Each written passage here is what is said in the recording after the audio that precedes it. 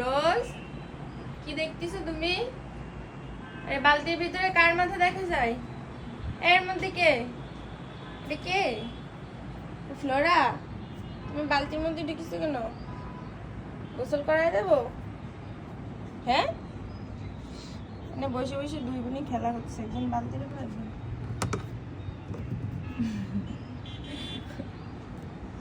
রোজ কি করে? রোজ শিকারি করে। দেখছো, রোজ শিকারি করে। ও মা, এল্লা তো খুশি ধরেছিস। তুমি একটা কিছু করো এই রোজ রে।